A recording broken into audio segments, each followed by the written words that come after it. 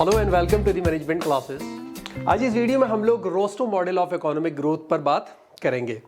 देखिए, रोस्टो इनका पूरा नाम था वॉल्ट व्हाइटमैन रोस्टो। ये एक इकोनॉमिस्ट थे और ये यूएस पॉलिटिशियन भी थे जो 1916 के अंदर न्यूयॉर्क में पैदा हुए थे और इन्होंने 1960 के अंदर, ये 1960 में तो पैदा हुए थे 16 में, और 1960 के अंदर इन्होंने एक नॉवेल लिखी थी। इनकी एक किताब थी जिसका नाम था the stages of economic growth in non communist manifesto. इसमें उन्होंने इकोनॉमिक ग्रोथ किस तरह से होती है, किस स्टेजेस में होती है, इस पर बात की थी। उन्होंने जो अपनी डेफिनेशन दी, उन्होंने कहा कि हम किसी भी चीज़ को जब डेवलपमेंट कहेंगे तो डेवलपमेंट का मतलब है कि कुछ चीज़ों के अंदर इंप्रूवमेंट आना है। उन्होंने 3 चीज़ डिफर की थी जिसके अंदर इंप्रूवमेंट उन्होंने कहा। पहली बात, इकोनॉमिक ग्रोथ होनी चाहिए, यानी development in economic growth, improvement in Nations economic growth. दूसरी चीज़ उन्होंने कहा अचीव्ड इंडस्ट्रियलाइजेशन, यानी जो इंडस्ट्रियलाइजेशन है वो अचीव किया जाए और उसके अंदर इंप्रूवमेंट हो तो वो डेवलपमेंट कहलाएगा। और तीसरी बात उन्होंने कही हाई लिविंग स्टैंडर्ड, यानी अगर हम कह रहे हैं कि यहाँ पर ग्रोथ है, डेवलपमेंट है, तो वहाँ पर लिविंग स्टैंडर्ड हाई होना चाहिए। उस वक्त की बात कर रहे हैं जब ये किताब लिखी गई थी। अगर हम करें तो क्योंकि उस वक्त वेस्टर्न यूरोप में ये चीज़ें हो रही थी, यानी economic growth, industrialisation, high standard of living, तो फिर ये माना गया कि ये डेवलपमेंट का जो आइडिया है वो वेस्टर्नाइजेशन पर निर्भर या बेस करता है। ठीक है। अब अच्छा, हम डेवलपमेंट थ्योरीज की अगर बात करें तो हमें थ्योरी बताती क्या है, ये सवाल है। इसका जवाब देंगे why countries have direct different level of development. क्यों अलग अलग कंट्रीज में डेवलपमेंट के अलग अलग लेवल होते हैं। कुछ डेवलप्ड होती हैं, कुछ अंडर डेवलप्ड होती हैं, कुछ डेवलपिंग होती हैं, कुछ बहुत एडवांस होती हैं। ये क्यों है। और दूसरी बात, ये थ्योरी हमें बताती है कि how a country could develop further, किस तरीके से एक कंट्री और डेवलपमेंट की राह पर आगे चले। और बहुत सारी थ्योरीज हैं जो इस पर बात करती हैं। मॉडर्नाइजेशन थ्योरी है, डिपेंडेंसी थ्योरी है, वर्ल्ड सिस्टम थ्योरी है, और ग्लोबलाइजेशन अपने आप में एक थ्योरी है जो इस बात को बताती है कि किस तरीके से कंट्रीज डेवलपमेंट की स्टेजेस को पार करता है। इन्हीं चीज़ों पर बेस करते हुए रोस्टो ने अपना मॉडल डेवलप किया जिसको कहा गया 5 स्टेजेस ऑफ इकोनॉमिक ग्रोथ। और इस मॉडल को हम लोग रोस्टोज मॉडल ऑफ इकोनॉमिक डेवलपमेंट भी कहते हैं। रोस्टोज मॉडल ऑफ इकोनॉमिक डेवलपमेंट, ये भी इसका एक नाम है। यानी ये दोनों जो हम बात कर रहे हैं, ये दोनों मॉडल सेम है। ठीक है। ये जो रोस्टो ने मॉडल दिया, ये भी एक मॉडर्नाइजेशन थ्योरी ही, एक तरह की मॉडर्नाइजेशन थ्योरी है जो ये बताती है कि किस तरीके से कंट्रीज मूव करती हैं अंडर डेवलप से मोर डेवलप की तरफ और मोर डेवलप से मॉडर्न सोसाइटीज की तरफ। सिस्टम एक ही है। कोई भी कंट्री होती है वो स्टेजेस में आती है इस थ्योरी के अकॉर्डिंगली। मॉडर्नाइजेशन थ्योरी अगर आप बैक जाइए तो ये 20th सेंचुरी के बीच में, मिडिल ऑफ 20th सेंचुरी के अंदर आई थी, जिसने बताया कि किस तरह से अंडर डेवलप कंट्रीज में इकोनॉमिक ग्रोथ होती है। और इस थ्योरी ने एक यूनिफॉर्म एवोल्यूशनरी रोड डेवलप किया जिसे सारी सोसाइटी या सारी कंट्रीज फॉलो करती है। यानी एक रास्ता बताया उसने कि development start from agriculture, rural and traditional societies to post industrial, urban and modern forms. मतलब मैं मतलब बता रहा हूं कि जो डेवलपमेंट होता है वो स्टार्ट होता है एग्रीकल्चरल, रूरल और ट्रेडिशनल सोसाइटीज से, और कहां जाता है, पोस्ट इंडस्ट्रियल, अर्बन और मॉडर्न फॉर्म्स में। ठीक है। रोस्टो ने कहा कि किसी भी कंट्री को पूरी तरह से डेवलप होने के लिए, यानी फुल्ली डेवलप होने के लिए 5 स्टेजेस से गुजरना पड़ेगा। यानी रोस्टो मॉडल है, रोस्टो मॉडल की हम बात कर रहे हैं, यहां 5 स्टेजेस होनी जरूरी है। उन्हीं 5 स्टेजेस से गुजरेंगी जो कोई भी कंट्री, तब वो डेवलप होगी। कौन कौन सी 5 स्टेजेस हैं? पहले हम बात करें स्टेज 1। सबसे पहली स्टेज क्या कहती है कि जो बहुत बैक चले जाइए, जब एक लोगों ने एक साथ एक ग्रुप में रहना शुरू किया था, जिसको हमने कहा ट्रेडिशनल सोसाइटी। Traditional society.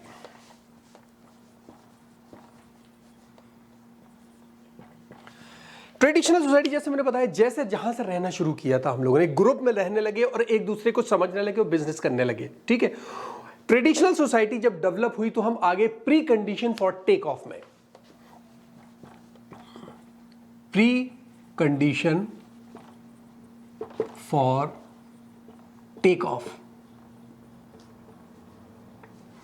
अब यहां से टेक ऑफ जहाज का नहीं है, बिजनेस का है, ठीक है। अब एक प्री कंडीशन बनी कि ये कंडीशंस आ गई हैं, इन कंडीशन के जरिए हम टेक ऑफ करेंगे। जाहिर है फिर स्टेज 3 में जब हम आएंगे तो टेक ऑफ कर जाएंगे।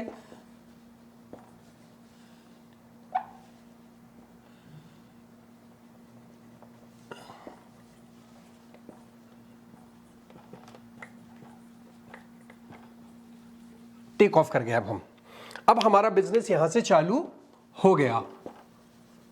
अब बिजनेस हमारा चालू हो गया, हम ट्रेड की तरफ बढ़ने लगे आगे, ठीक है। हम एक मॉडर्न सोसाइटी की तरफ बढ़ने लगे। अब हम जब उस सोसाइटी में आ गए हैं तो कहां पर हमें लगाम मिलेगी? Drive to maturity. अब मैच्योरिटी आ जाएगी, ड्राइव टू मैच्योरिटी। अब एक यानी एक स्टेज आएगी कि जब हम एक मैच्योरिटी लेवल पर पहुंच गए हैं डेवलपमेंट के, ठीक है। फिर जो स्टेज आएगी वो हमारी लास्ट स्टेज होगी, जिसको हम कहेंगे एज ऑफ हाई मास।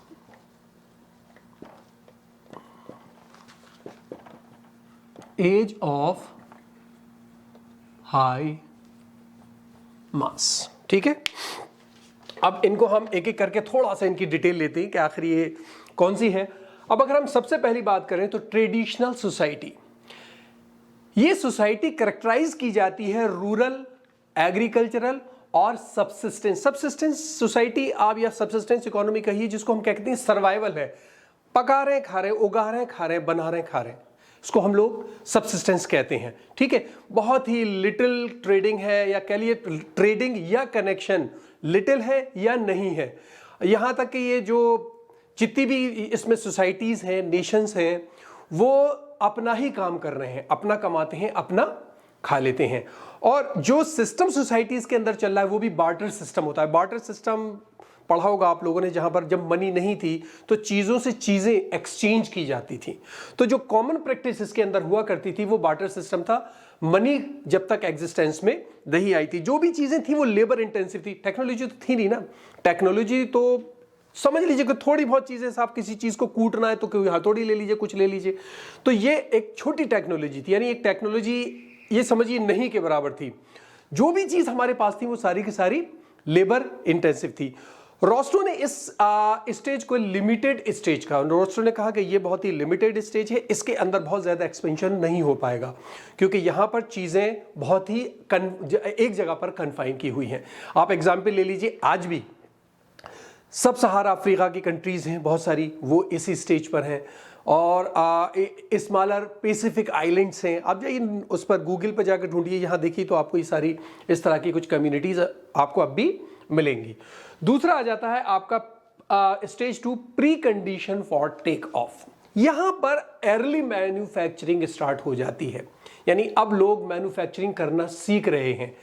अब बिजनेस जो है वो टेक ऑफ कर रहा है। स्लो है, बहुत स्लो है, लेकिन सीख रहे हैं। यानी जैसे एग्जाम्पल आप ले लीजिए, साहब खेती कर रहे हैं, खेती के अंदर कुछ सिंपल मशीन्स यूज करने लगे, कुछ सिंपल मशीन्स यूज करने लगे खेती के अंदर।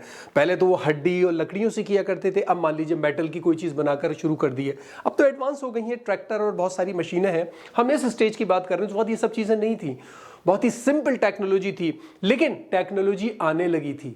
अब जो है वो सबसिस्टेंस लेवल से आगे बढ़ने लगे थे, और जो अपना लेबर इंटेंसिवनेस थी, यानी सारी चीजें सिर्फ लेबर ही करेगी, वो अब चेंज हो रही थी थोड़ी थोड़ी। और नेशनल और इंटरनेशनल कनेक्शन भी बढ़ने चालू हो गए थे। डेवलपमेंट स्टार्ट हो गया था, एजुकेशन का सिस्टम आने लगा था, पॉलिटिक्स आने लगी थी, कम्युनिटीज बनने लगी थी, कम्युनिकेशन सिस्टम हो गया था, और एक इंफ्रास्ट्रक्चर डेवलप होने लगा था। रोस्टो ने इस स्टेज के लिए क्या है कि ये जो है वो FDI यानी फॉरेन डायरेक्ट इन्वेस्टमेंट इस स्टेज को वेस्ट से मिला, और इसकी वजह से यहां पर जो ग्रोथ है वो एक्सेलरेट हुई, इसलिए इसको टेक ऑफ कहा गया, ठीक है। और इसी स्टेज के अंदर एंटरप्रेन्योर भी आ गए, यानी अब कोई बॉडी है जो रिस्क लेकर बिजनेस कर सकती है। ये इसी स्टेज में इंट्रोड्यूस किया रोस्टो ने। थर्ड आ जाती है हमारी स्टेज टेक ऑफ। अब हम टेक ऑफ करने के लिए तैयार, यानी इंडस्ट्रियलाइजेशन हो गया, रैपिड और सस्टेनेबल ग्रोथ आ गई है।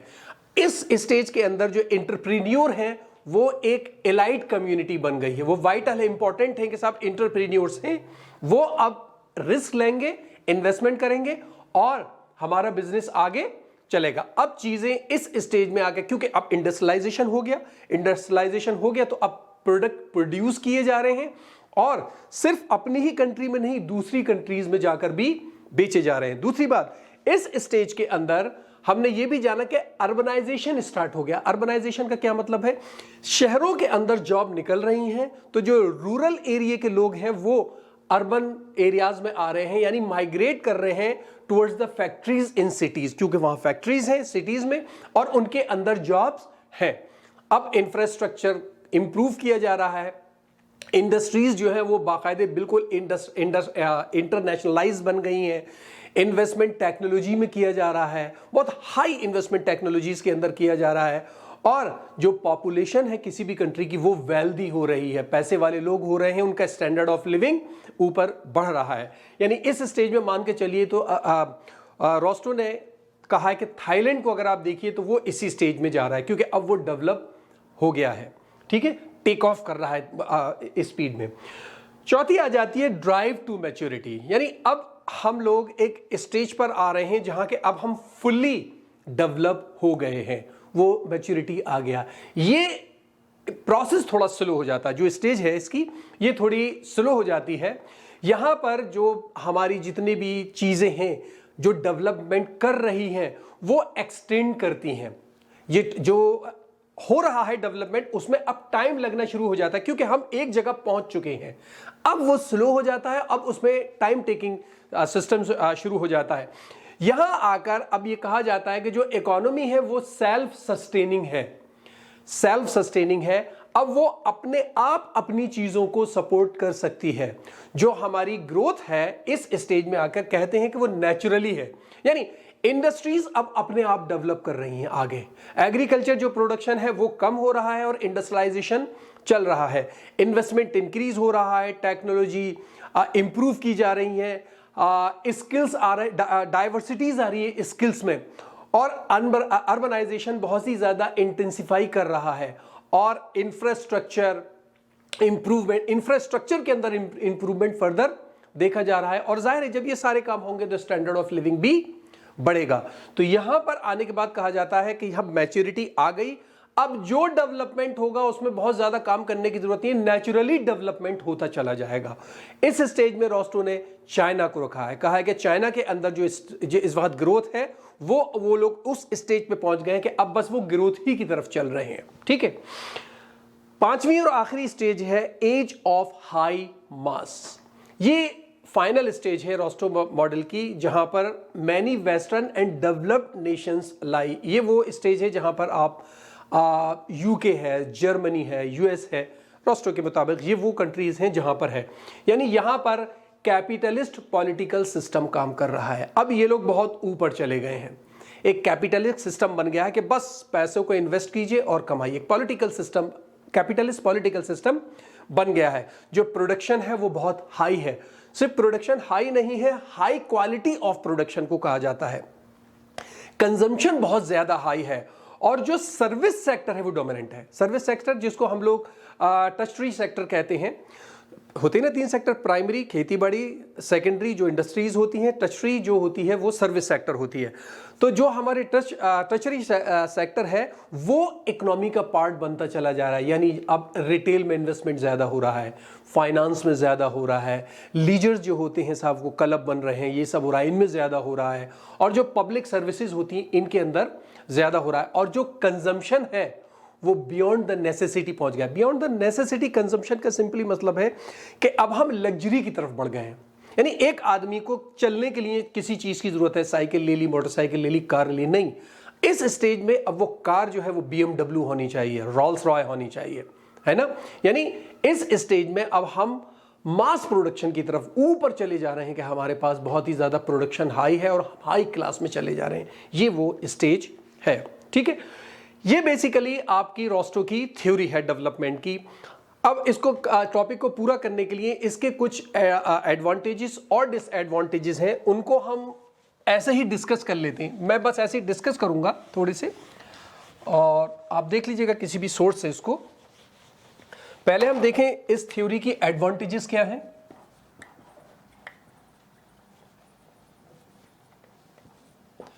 इस थ्योरी की एडवांटेजेस क्या है?